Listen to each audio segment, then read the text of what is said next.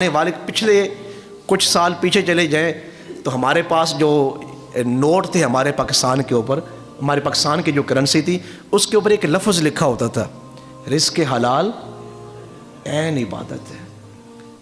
تو ابھی چونکہ ہمارے سیاستدانوں کو عادت پڑ گئی ہے حرام کھانے کی، تو انہوں نے کہا اس سے یہاں سے اس کا وہ لفظ بھی ہٹا دیں۔ یہ حدیث شریف کے لفظ ہیں کہ رزق حلال کمانا جو ہے یہ بہت بڑی عبادت ہے۔ حدیث مبارکہ میں ہے جو مجاہد کو اللہ اجر دیتا ہے نا، کہ مجاہد جب کفار کے سامنے ہو اور وہ جہاد کر رہا ہو اور اپنی جان کو ہتھیلی پہ رکھے ہوئے ہو اور کافروں سے لڑ رہا ہو، جو مجاہد کو میدان جہاد میں اللہ اجر عطا فرماتا ہے، وہی رزق حلال کمانے والے کو اللہ وہی اجر عطا فرماتا ہے جو رزق حلال کے لیے محنت کرتا ہے اور کوشش کرتا ہے اور تگ و دو کرتا ہے۔ تو قرآن مجید نے بھی اسی کو بیان فرمایا کہ یا ایھا الذین آمنوا، اے ایمان والو، کلوا من طیبات، تم کھاؤ من طیبات ما رزقناکم، اللہ کے دیے میں سے جو طیب رزق ہے، حلال نہیں فرمایا، طیب کہا ہے۔ طیب جانتے ہیں کس رزق کو کہا جاتا ہے؟ جس میں حرام کا شبہ بھی نہ ہو۔ ایک ہوتا ہے کہ رزق حلال ہے، ایک ہوتا ہے کہ اس میں شبہ بھی نہ ہو، بغیر کسی شبے کے وہ رزق حلال ہو۔ اللہ تعالیٰ نے حکم فرمایا کہ آپ وہ رزق استعمال کریں۔ یہ آج ہمارے ہاں بہت زیادہ پیسہ اور دولت ہونے کے باوجود ہماری زندگیوں سے سکون کس لیے ختم ہوا؟ ایک بہت بڑے بزرگوں کا میں واقعہ پڑھ رہا تھا جو بڑا ایمان افروز تھا۔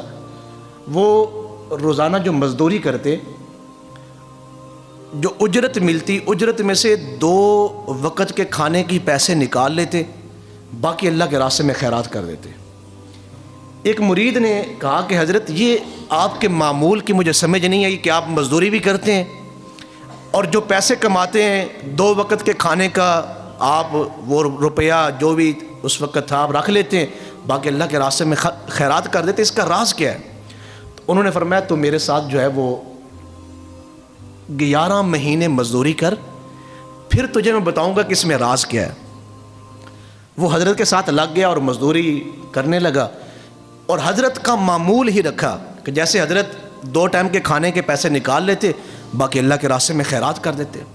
جب 11 مہینے پورے ہوئے تو اس نے کہا جناب میں نے 1 سال آپ کے ساتھ مزدوری کی ہے اور آپ کے طریقے پہ عمل کیا ہے، اب اس راز سے پردہ ہٹا دیں کہ اس کے اندر راز کیا تھا۔ تو آپ نے فرمایا کل تم اکیلے مزدوری پہ جانا،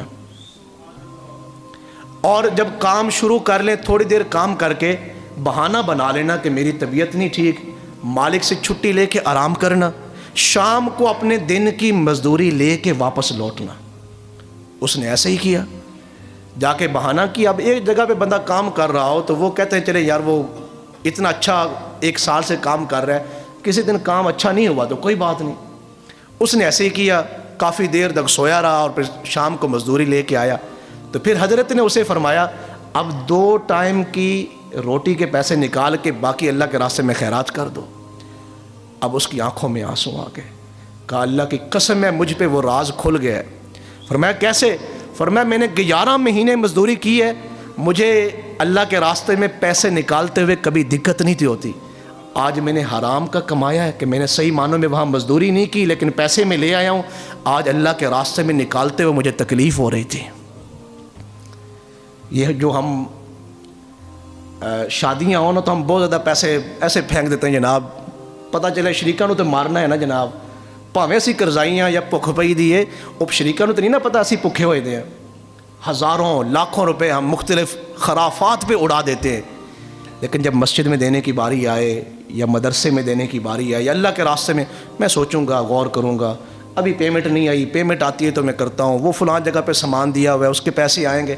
آپ جانتے ہیں کہ آپ کے پیسے اللہ کے راستے میں کیوں نہیں لگ رہے یا آپ کا دل کیوں نہیں کر رہا؟ یقیناً اس میں کچھ نہ کچھ حرام کا استعمال ہوا ہے۔ اور پھر اس نے اگلی بات کیا کی؟ کہ اللہ کی قسم ہے آج تو میں نے دن کو نمازیں پڑھی ہیں، مجھے پہلے والی نمازوں کی لذت حاصل نہیں ہوئی۔ اور پھر اس نے اپنے مرشد سے کہا کہ میں تو کافی دیر آج کھانا کھاتا رہا ہوں، کھانا بھی کھا رہا ہوں، میری بھوک ختم نہیں ہو رہی، اور میں سویا رہا، میری نیند ختم نہیں ہو رہی۔ تو ان کے مرشد نے کیا فرمایا؟ فرمایا یہ تمہارے ساتھ صرف آج کے دن نہیں ہوا، تم 40 دن تک اپنی طبیعت کے اوپر اس کا اثر دیکھو گے۔ ایک دن حرام کمایا ہے، کتنے دن اثر رہے گا؟ 40 دن تک۔ نمازوں میں وہ حلاوت نہیں ملے گی، تمہیں لذت حاصل نہیں ہوگی، یا دیگر جو عبادات ہیں اس میں تمہیں سستی ملے گی، نیند پوری نہیں ہوگی، کافی دیر تک تو سویا رہے گا تو نیند پوری نہیں ہوگی، بہت زیادہ روٹی کھائے گا تیری بھوک پوری نہیں ہوگی۔ اگلی بات حضرت نے اپنے مرید سے کہی جو بڑی شاندار تھی، فرمایا جس دن انسان لقمہ حرام کھاتا ہے تو اس کی طبیعت کے اندر، جسم کے اندر جتنی راحتیں اللہ نے رکھی ہیں، اللہ ان راحتوں کو اس کے جسم سے نکال لیتے ہیں۔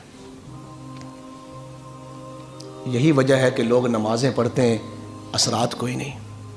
لوگوں کے پاس بڑی بڑی فیکٹریاں ہیں، سکون کوئی نہیں۔ دنیا کی ہر نعمت گھر کی کوٹھی کے اندر پڑی ہوئی ہے، بندہ کھا نہیں سکتا۔ یہاں ہمارے